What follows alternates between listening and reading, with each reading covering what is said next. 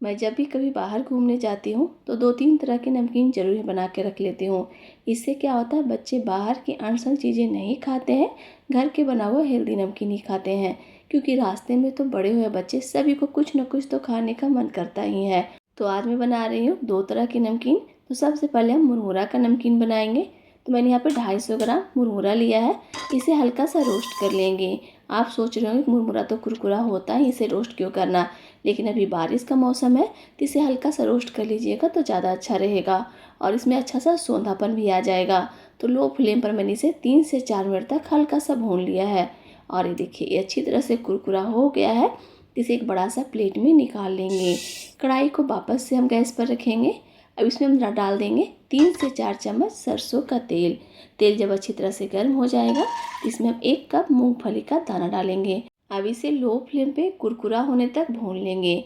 मूंगफली के दाने जब फटने लगेंगे तो इसका मतलब है कि मूंगफली अच्छी तरह से भून चुका है। तो इसे मैंने स्ट्रेनर पे निकाल लिया है ताकि इसमें जो भी एक्स्ट्रा ऑयल होगा वो निकल जाएगा। अब यहाँ पर मैंने लिया है बिना छिलके वाली चना रोस्टेड और इसे भी हम हल्का सा भून लेंगे। ये भी वैसे कुरकुरा होता ही है, लेकिन इसे थोड़ा सा तेल में भून लीजिएगा ना तो इसका स्वाद और ज़्यादा बढ़ जाता है। तो इसे भी मैंने हल्का सा भून लिया है। इससे थोड़ा सा ऑयल टपक रहा था तो मैंने नीचे एक कटोरी लगाकर इसे साइड रख दिया है। थोड़ा सा मैंने यहाँ पे नारियल कटा हुआ ले लिया लंबाई में, साथ में काजू को भी। इसे भी हम हल्का सा रोस्ट कर लेंगे। वैसे आप अपने अकॉर्डिंग इसमें जो भी मन हो डाल सकते हैं। अब यहाँ पर मैंने इसे साइड में रखा है ताकि इसमें जो भी एक्स्ट्रा ऑयल है वो निकल जाए। मैंने 4 हरा मिर्च लिया है, इसे बारीक कट कर लिया है। कढ़ाई को वापस से मैंने गैस पर रखा है। इसमें 1 चम्मच तेल डालेंगे। इसके बाद बारीक कटा हुआ हरा मिर्ची डाल देंगे। लो फ्लेम पर हरा मिर्ची को अच्छी तरह से कुरकुरा कर लेना है, बिल्कुल भी कच्चा नहीं रहना चाहिए। इससे हमारा मुरमुरा लंबे टाइम तक के खराब नहीं होगा। 1/4 चम्मच हल्दी पाउडर, 1 चम्मच कश्मीरी लाल मिर्च पाउडर, 1 चम्मच कसूरी मेथी, 2 पिंच हींग और साथ में करी पत्ता डालकर लो फ्लेम पर इसे हम अच्छी तरह से भून लेना है ताकि सभी चीज़ें अच्छी तरह से कुरकुरा हो जाए। करी पत्ता और कसूरी मेथी सभी चीज़ें अच्छी तरह से कुरकुरा होने के बाद ही इसमें भुना हुआ सारा कुछ डाल दें। तो यहाँ पे हमने जो मूंगफली चना सब भून के रखा था सभी कुछ डाल देंगे, साथ में मुरमुरा भी डालकर इसे अच्छी तरह से मिक्स कर लेंगे। वैसे कढ़ाई छोटी पड़ रही है और क्वांटिटी हमारा ज़्यादा हो गया है, लेकिन मैंने इसे अच्छी तरह से मिक्स कर लिया है। अब यहाँ पे हम डालेंगे 1 छोटा चम्मच प्लेन नमक और साथ में 1 छोटा चम्मच काला नमक। अब यहाँ पर मैंने डाल दिया 1 छोटा चम्मच चाट मसाला और 2 चम्मच पिसी हुई चीनी डालेंगे। इससे मीठा नहीं होगा, बस फ्लेवर बैलेंस हो जाएगा। अब यहाँ पर मैंने 1/4 चम्मच सिट्रिक एसिड डाला है। ये आपको मेडिकल के दुकान पे बहुत ही आराम से मिल जाएगा।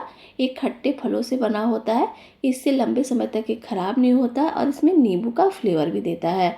इसे मैंने बड़ा सा बर्तन में डाल दिया और इसके बाद अच्छी तरह से मिक्स कर लिया है ताकि सारी मसाले मुरमुरे में अच्छी तरह से मिक्स हो जाए।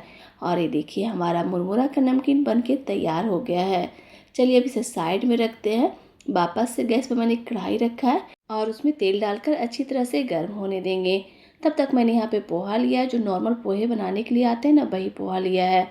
कोई बर्तन से इसे माप कर इसे अच्छी तरह से फ्राई कर लेंगे।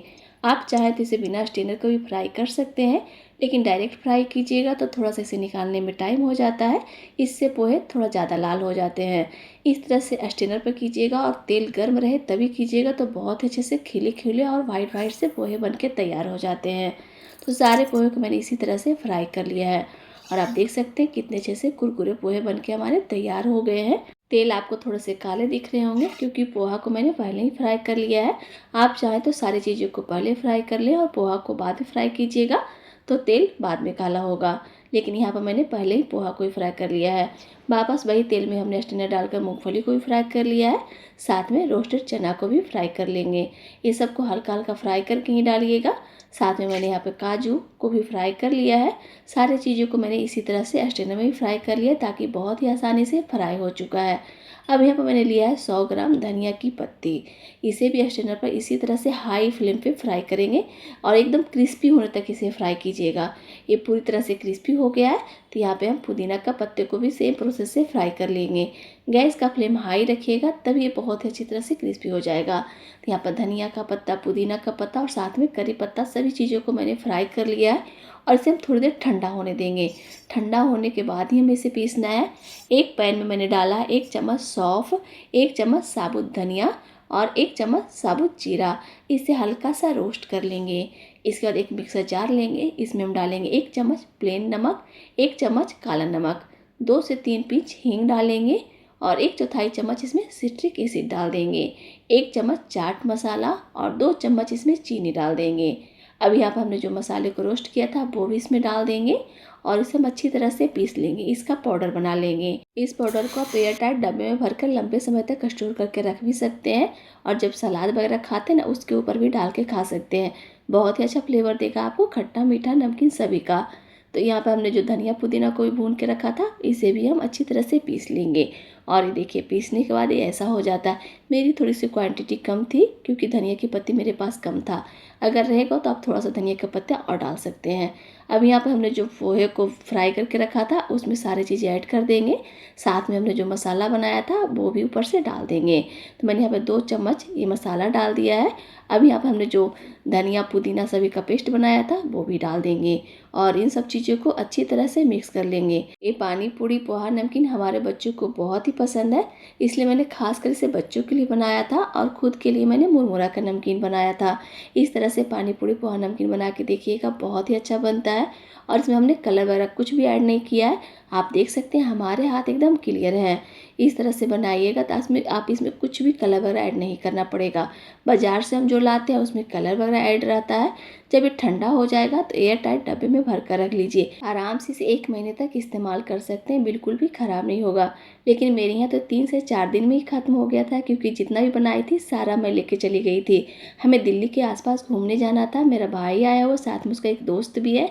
तो हम लोग आगरा, मथुरा, जयपुर ये सब गए थे घूमने के लिए। तो मैं रोड ट्रिप के लिए बना के लेके गई थी। सभी ने बहुत ही अच्छे से खाया पिया। बारिश हो रही थी तो उसके कारण मेरा गला भी थोड़ा ख़राब हो गया